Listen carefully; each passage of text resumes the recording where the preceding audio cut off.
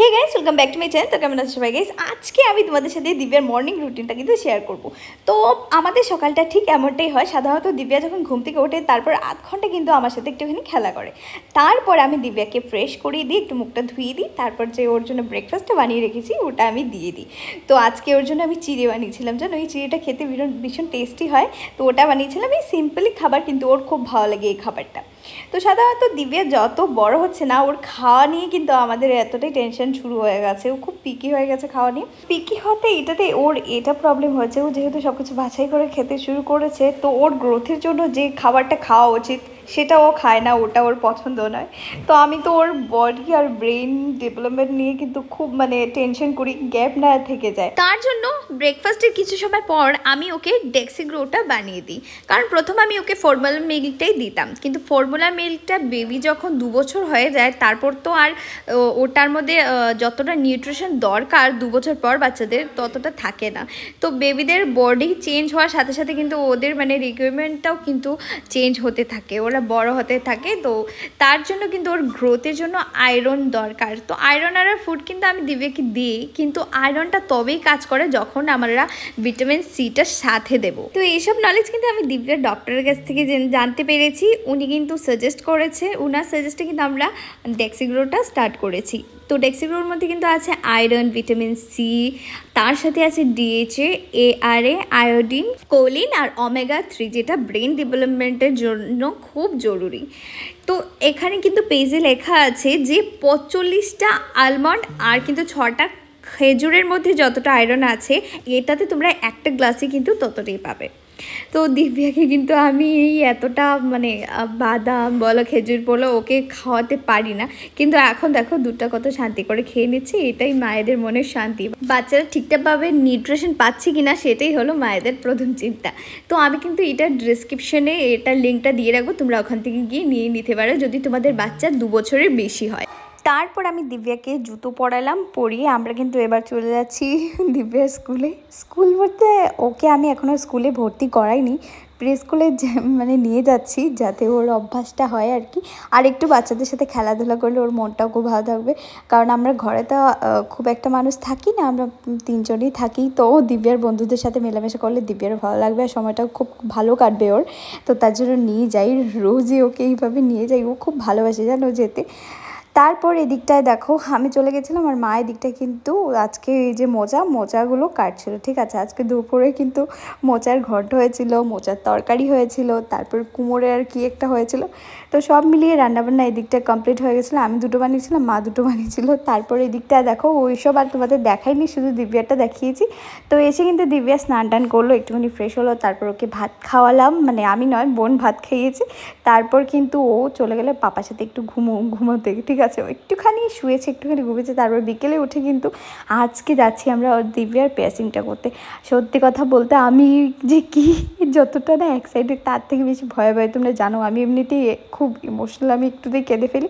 আর যখন ভাবছিলাম ওর যখন কানটা ফোটানো হবে আমি ঠিক কী করব। কারণ আমি যখন ছোটোবেলা কানটা আমার ফুরিয়েছিলাম না, তখন অনেক কেঁদেছি, মা বলেছে আমাকে।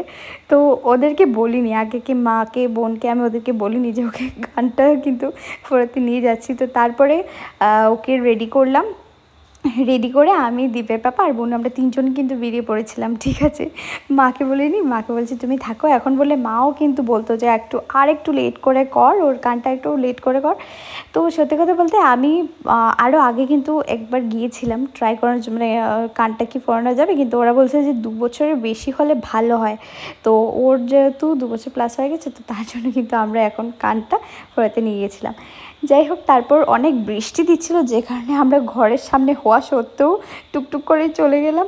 তারপর এদিকটা দেখো যাওয়ার পর এখানটা পেন দিয়ে কিন্তু ওরা মার্ক করে নিয়েছিল। তারপর কি একটা ক্রিম লাগিয়েছিল জানো, যার জন্য ও যাতে পেনলেস থাকে, ওর জন্য ব্যথা না পায়।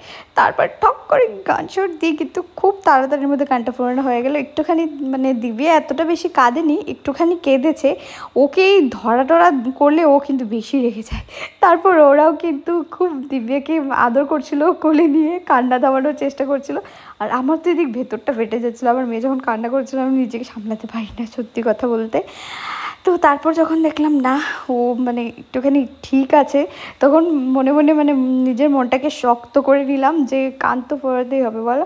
তো তারপর এদিকটায় ওরা কিন্তু দিব্যাকে এইসব দেখিয়ে মুখোশ টুখোশ দেখিয়ে দিব্যাকে কিন্তু চুপ করার চেষ্টা করছিল। আর দিব্যার হাতে দেখতে পাচ্ছ ওর পাপার ঘড়িটা খুলে নিয়ে নিয়েছে, ওটা নিয়েই কিন্তু আজকে পুরো এই কানটা ওর ফোরানো হয়েছে, না এত কিন্তু পিয়ার্সিং আজকে করাই যেত না। তো তারপর এদিকে ওরা ওরা দেখলো যে দিব্যা কান্না থামাচ্ছে না, তারপর ওরা কিন্তু ওকে ভালোবেসে কিন্তু এদিকটায় একটা চকলেট দিয়েছিল, ললিপপ। তো তারপর এদিকটায় কানটা ফোরানো হয়ে গেল। আজকে কেমন লাগলো তোমার দিব্যার পিয়ার্সিংটা জানিও। তারপর আমরা চলে এলাম ঘরে, এসে কিন্তু এদিকটায় ভাইয়ের জন্য একটুখানি মোমো বানিয়েছিলাম, পনির মোমো।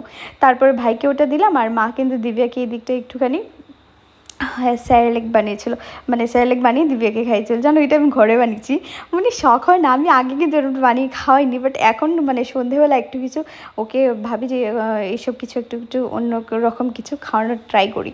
তো এই দেখো এদিকটা, তারপর ও এসে কিন্তু একটুখানি পাহাড় দিয়ে একটু ফ্রেশ হয়ে তারপর একটুখানি মাসির সাথে খেলা করলো। এত খেলা করেছে মানে কি বলবো। ওর কিছুক্ষণ পর কিন্তু ঘুমে চলে এসছে, আজকে দুপুরে ভালো করে ঘুমায়নি। তো আমি ঝটপট করে কিন্তু ওর জন্য কিন্তু রান্নাটা সেরে ফেললাম। না অন্য দিন তো একটুখানি আলু সেদ্ধ ভাত করি, আজকে ভাবলাম একটুখানি সবজি টবজি কিছু দিই। রোজ অন্য রকম খাবার হলে বাচ্চাদের খেতেও ভালো লাগে।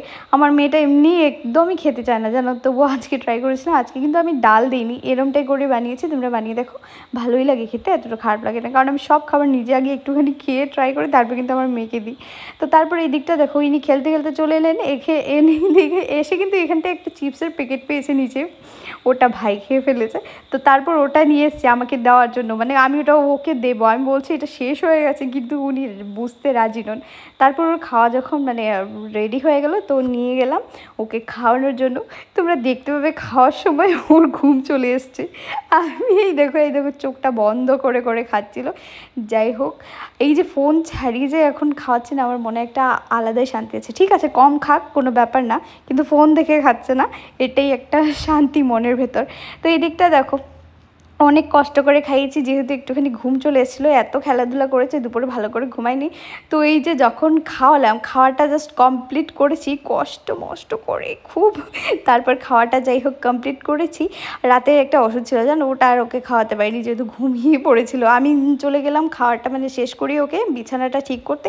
আমি এদিকটা বিছানা চাদরটা কি পাতবো, কি ঠিক করব, ও এদিকে নিজের মাসির কোলে ঘুমিয়ে গেছে।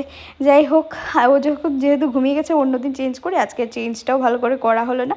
ভালো করে ঘুমাক, বাচ্চাদের ঘুমটাই কিন্তু খুব বেশি জরুরি। তো আজকের মতো ভিডিওটা এখানেই শেষ করলাম। তোমাদের কেমন লাগলো আজকের ভিডিওটা কমেন্ট করে জানিও। দিব্যার পিয়ার্সিংটা কেমন লাগলো কমেন্ট করে জানিও। টাটা গাইস, সবাইকে অনেক অনেক ভালোবাসা, সবাই খুব ভালো থেকো, খুব সুস্থ থেকো।